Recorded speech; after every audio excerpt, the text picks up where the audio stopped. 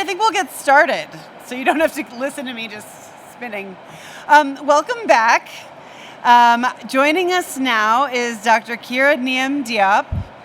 Dr. Kera is a food scientist. She's a wellness coach. She's a nutrition expert, and also known for her popular social media account, the Black Nutritionist.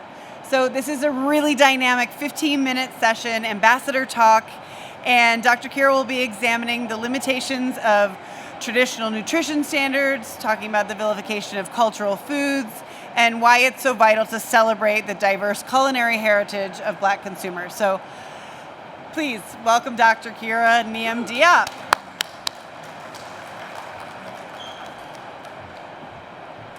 Hello everyone, can you hear me? Thanks for being here.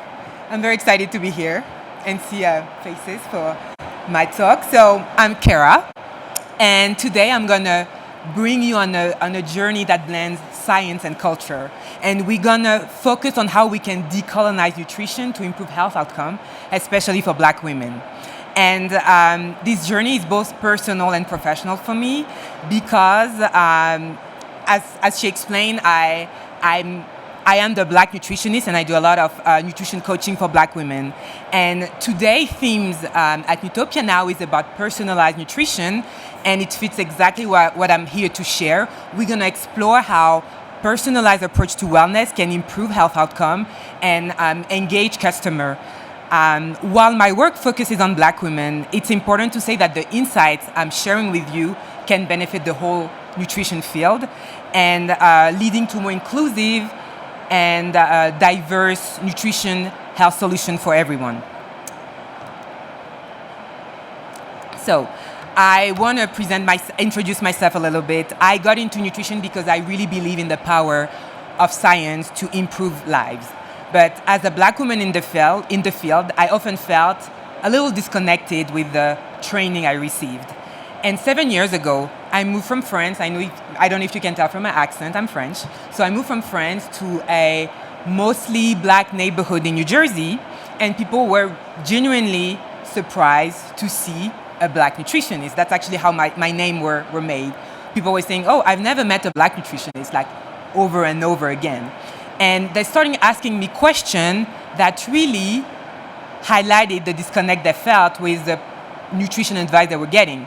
And one of these questions was, do I have to eat white people food to be healthy? And it really hit me hard because it made me realize the disconnect I was feeling myself wasn't just in my head. Nutrition advice was really leaving people out. And so I also, given my background in food science and nutrition and my own heritage, African Caribbean, I realized I was in a unique position to challenge those biases and create something new. And that's why for the last 5 years, I've been focusing on creating nutrition recommendations that respect and embrace cultural diversity. I want to tell you a little bit about my background because it's really important. My approach to nutrition is shaped by my background in France, where food culture is valued. Growing up in a country that not only celebrate cultural heritage and connection to land, shaped the work I do as a nutritionist. Also, my African father and Caribbean mother brought to our home rich culinary traditions, and for us, the meal we share were much more than just fuel. It was a way to connect to our roots, embrace our heritage. And so when I started my formal training in nutrition, I immediately saw that it was really heavily focused on Eurocentric values.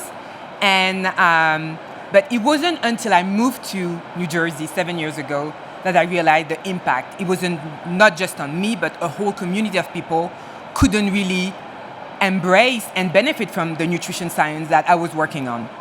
And so I want to say that this tradition, Black food tradition, are not just important, they offer valuable insight for the entire field.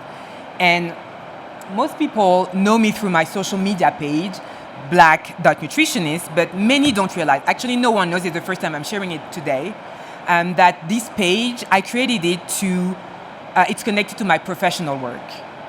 And I created this platform to connect directly with the community I wanted to serve, because when I started this work, I realized that there was nothing nothing in the science, in the consumer science. There was nothing to help me create the program I wanted to create to help the Black community improve their eating habits. And so I created this platform, and I connected with a diverse audience, mostly women, Black women, but not only. And we took everything from embracing our cultural food without guilt, but also how to navigate health myth on social media. And the content I create is not just about food. It's also about navigating the world as a Black woman, reclaiming our food heritage, and just embracing ourselves and who we are. And this platform is definitely a vital part of my work, much more than I wanted. It's a vital part of my work, and it helped me develop many wellness programs that truly address the needs of the Black community. So as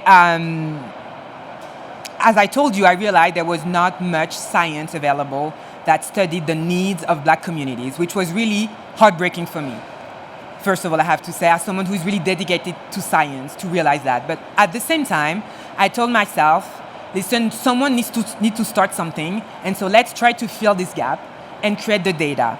So I use my R&D. Also, I've been working in R&D for 12 years as a nutrition scientist, and I'm like, okay, this is your moment to use everything you've learned so far to create something for your community. And before I go a little further, I want to say something very important. Often when we try to help underserved community or a marginalized community, there are a lot of stereotypes and biases that come into play. One of the most damaging stereotypes about the Black community is the idea of Black people are a monolith. And I knew it wasn't the case because I'm French, I'm African, I'm Caribbean, so I knew we are all different, but this journey really highlighted how different our cultural practices are. And it's really important when we talk about personalized nutrition. It's not just projecting your stereotype on people, it's about doing the work, the deep work to understand the nuances and how to serve this community in a meaningful way. And so I use my page and my own knowledge to formulate hypotheses about how I could better help Black women to improve their relationship with food.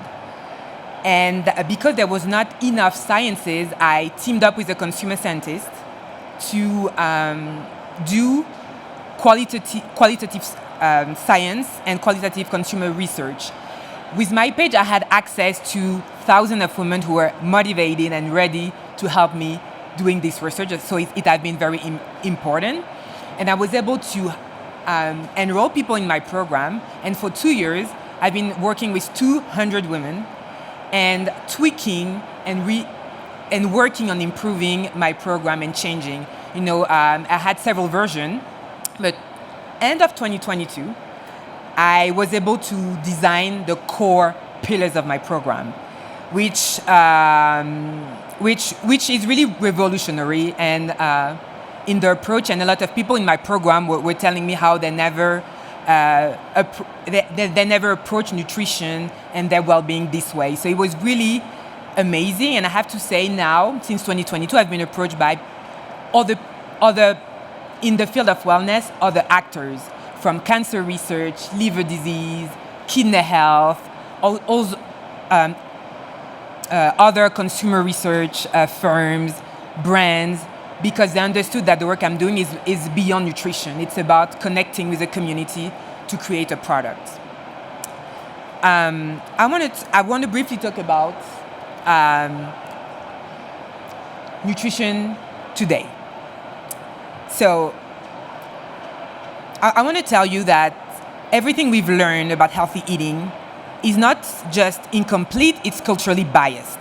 In Western societies, Black women face unique challenges with food, body image, and health. And unfortunately, when they are looking for nutrition help, what they are provided with fail to meet their specific needs. It makes many of them feel alienated. And this conventional, on the left, the conventional standards, largely shaped by white middle-class values, push a notion of healthy eating that doesn't resonate with our cultural foods and also the body diversity within Black communities. And so not only these approaches are inadequate, but they really highlight the urgent needs for a more inclusive and culturally inclusive, sensitive model of nutrition. And so this is not just a critique. I think it's 2024, it's really a call to action. We need to shift the narrative and embrace a model that celebrates the rich cultural significance of our food and honors the diversity of bodies. And as we continue, I want to introduce the foundational pillars of my nutrition program and show how we translate these into actionable strategies for behavior change. Because remember, this is not just theory. My goal is to improve eating habits. And so I need to translate those pillars into actionable steps. So the first one is mind-body community harmony. That's how I call it. We focus on nourishing the body, mind and soul while strengthening our community tie. And so the model is a community-centered approach. We build supportive communities around shared meal and cultural practices, helping participants see their food culture as an asset, which is very important. The second pillar is we redefining health. We challenge the traditional focus on weight and also focus on joy, community, emotional well-being, meaning that the strategy is on holistic health. The metrics to measure success are not just weight, or actually not at all weight. It's also how emotional well-being, spiritual well-being. And the third pillar was, I actually got this one right from the beginning. It's celebrating Black food culture. We preserve and enjoy our culinary tradition, and we use culturally affirmed practices because we ground our coaching in the rich cultural heritage of the Black diaspora, using food as a tool to honor and preserve cultural legacy. Now I want to shift our focus to the impact of this program, what truly happened when you decolonize your plate. And this program is not just a quick fix, it's about nurturing positive relationship with food, fostering body positivity, and empowering long-term well-being. And I'd like to share a few testimonials that illustrate the impact of this program. So Chandra told me, she was 42 at the time, and she told me it was the first time she really enjoyed a family meal. And she was focused on the moment, not the calorie, and felt satisfied and happy. Brianna told me she was able to favor her favorite dessert without guilt. And this program has taught her to trust her body and its signal, because it's something we work a lot. We work on the fact that we live in food abundance. And so it's important to be attuned with our own body signal to decide how much to eat and when to stop eating. Another client, Erica, told us that despite a challenging week emotionally, I stayed in control of my eating habits and didn't turn to food for comfort. Emotional eating is an issue that I found very prevalent with Black women. And so in the program, we work on accepting the fact that food can be comfort, that's okay, but we need other ways to cope with emotion. And so these stories show that this program, it's not about quick fixes. I'm not showing also the metrics about cholesterol levels, A1C, all those were improved, of course. But it's also about creating a lasting positive relationship with food, body, and ourselves. And so it's almost the end. I want to say that it's a big moment for me because not just for me, but also for the discussion, nutrition conversation. I'm here to make sure more voices are heard in the nutrition field and create a future where everyone feels included. Decolonize Your Plate is about going back to our roots, celebrating our culture, and finding joy in the food that makes us who we are. It's about redefining health in a way that reflects our life. And it's really time to rethink the way we've been approaching nutrition and move away from one-size-fits-all approaches and create nutrition plans that respect the diversity of our experiences. So I want to say also that for a long time, as a nutrition scientist, I've been hiding this part of my vision, not showing, especially in professional setting. And it's one of the first time that I'm here as my whole self, sharing the whole story, because I've only been doing that on my page, never in professional settings. So I want to say that. I'm excited to share that I'm working on a book. I've been approached by many publishers and that this methodology will be published. And it's just the beginning. I'm really happy to see everything that's going on. In 2 weeks, I've been invited by senator to work on policies around nutrition in Black communities. So this is coming along very, very well. And I hope we all together can keep challenging the old ways and create a more inclusive approach to nutrition. So thank you so much for being here today. And I hope the conversation will continue further after this session. Feel free to stay in touch, to follow me on my Instagram page, to reach out to me by email or on LinkedIn. Thank you so much.